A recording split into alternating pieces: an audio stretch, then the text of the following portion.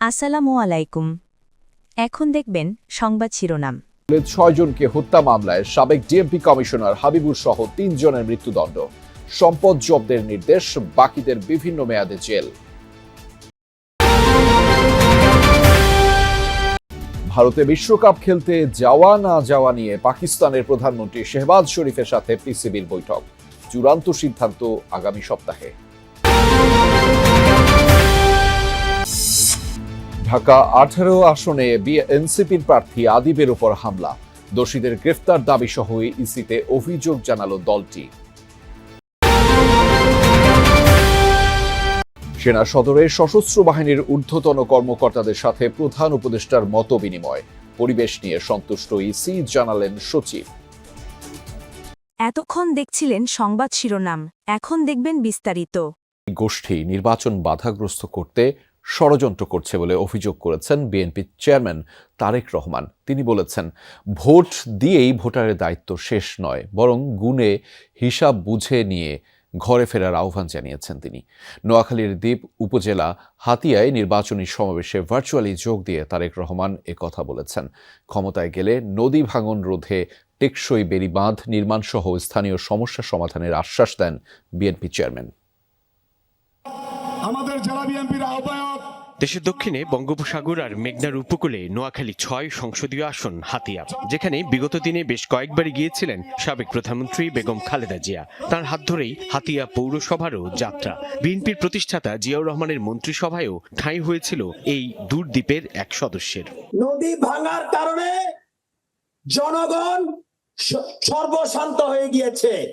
এবার হাতিয়াতে নির্বাচনী সমাবেশে বক্তব্য রাখলেন বিএনপি চেয়ারম্যান তারেক রহমান। ধানের শীষের পক্ষে হাতিয়া দ্বীপ সরকারি কলেজ মাঠের এই সমাবেশে যোগ দিতে সকাল থেকেই দূর দূরান্ত থেকে ছুটে আসে প্রান্তিক নারী, পুরুষ, কৃষিজীবী, মৎস্যজীবী থেকে বিভিন্ন পেশাজীবীরা। ছিলেন হাতিয়ার মূল ভূখণ্ড থেকে চরের অধিবাসীরাও। নির্বাচনের পরে ইনশাআল্লাহ আমি এই নিঝুম দ্বীপে, এই হাতিয়া উপজেলায় আসব।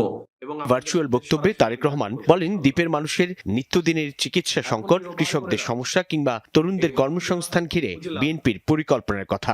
তারেক রহমান বলেন, হাতিয়া উপজেলার দুস্থ খেটে খাওয়া মানুষের পাশে দাঁড়াতে চায় বিএনপি। সাধারণ মানুষের চিকিৎসার খুব কষ্ট। হাসপাতাল বলেন, যেই হাসপাতালটি আছে এখানে, এই হাসপাতালটিকে আমাদের বৃদ্ধি করতে হবে। আমরা সারা দেশে হেলথ কেয়ারার নিযুক্ত করতে চাই। অসুখ বিসুখ তারা ঘরে গিয়ে চিকিৎসা দিতে হবে, যাতে করে মা বোনরাদেরকে কষ্ট করে আর হাসপাতাল যেতে না হয়। সমস্যার সমাধান করতে হলে তো ধানের শীষকে জিতাতে হবে। এর আগে তো আপনারা এই এলাকার মানুষ অনেককে দেখেছে, কিন্তু তারা সমস্যার সমাধান তো করেনি।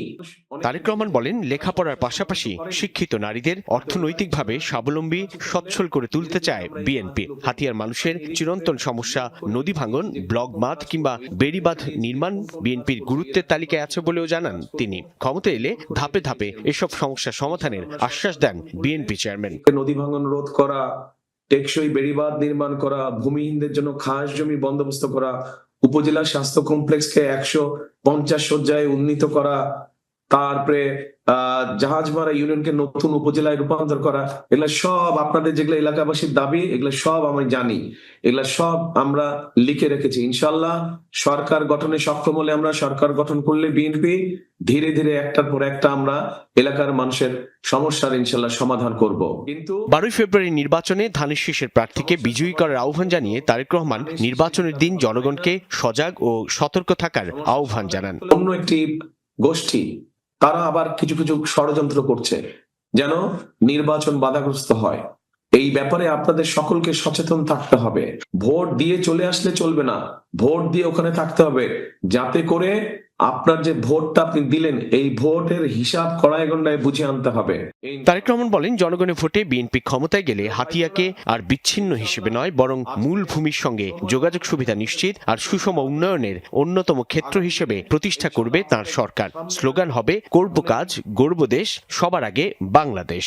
এই যে শামীমকে আপনাদের কাছে তুলে দিলাম, আমি ধানের শীষ হাতে তুলে দিলাম, তাকে ওকে জয়যুক্ত করে ইনশাল্লাহ নিয়ে আসবেন আপনারা। সাইফুদ্দিন রবিন, যমুনা নিউজ। জাতীয় নির্বাচনে সারা দেশে চলছে প্রার্থীদের প্রচারণা। সকাল থেকেই ব্যস্ত সময় কাটাচ্ছেন প্রার্থী ও কর্মী সমর্থকরা। পাড়া মহল্লা অলিগলি চষে বেড়াচ্ছেন তারা, শুনছেন ভোটারদের সমস্যার কথা, দিচ্ছেন নানা প্রতিশ্রুতি। প্রচারণার পঞ্চম দিনে আরও সরব নির্বাচনী এলাকাগুলো। প্রতিশ্রুতি নয়, জনগণের প্রত্যাশা পূরণের অঙ্গীকার করছেন প্রার্থীরা। ঠাকুরগাঁও 1 আসনের বেগুনবাড়ি, পাইকপাড়া ও পূর্ব বেগুনবাড়ি এলাকায় নির্বাচনী পথসভায় যোগ দেন বিএনপি মহাসচিব। বলেন, এবার প্রতিযোগিতা নৌকা আর ধানের শীষের মধ্যে না, তাই এবারের নির্বাচন একটু ভিন্ন। বিএনপি জিতলে সাম্প্রদায়িক সম্প্রীতি রক্ষা ও দুর্নীতিমুক্ত দেশ গড়ার অঙ্গীকার করলেন মির্জা ফখরুল ইসলাম আলমগীর। চাকরির জন্য আমরা ঘুষ নিব না, দেবো না, নিতে দেবো না কাউকে। আমার মা বোনদেরকে অনুরোধ করবো, আপনারা নির্ভয়ে ভোট দিতে যাবেন, যাকে খুশি তাকে ভোট দেবেন। দেশের মালিকানা জনগণের কাছে ফেরত দিতে হবে, এমন প্রত্যয় নিয়ে কক্সবাজার 1 আসনে প্রচারণা চালাচ্ছেন বিএনপির স্থায়ী কমিটির সদস্য সালাউদ্দিন আহমদ। বাংলাদেশের ইতিহাসের সবচেয়ে গুরুত্বপূর্ণ নির্বাচন, সেই নির্বাচনে আমরা দেশের শক্তির পক্ষে থাকি। দলমত নির্বিশেষে সবাইকে আহ্বান জানাবো, আমরা দেশের গণতন্ত্রকে শক্তিশালী করার জন্য এইবার আপনারা ধানের শীষের পক্ষে একটি ভোট দেবেন। ফেনী 3 আসনের মানুষের জন্য কাজ করার আকাঙ্ক্ষা নিয়ে ভোট চাইছেন বিএনপির ভাইস চেয়ারম্যান আব্দুল আউয়াল মিন্টু। জানান, উন্নয়নের ক্ষেত্রে স্বাস্থ্য, শিক্ষা, কৃষির উপর বাড়তি নজরদারি থাকবে।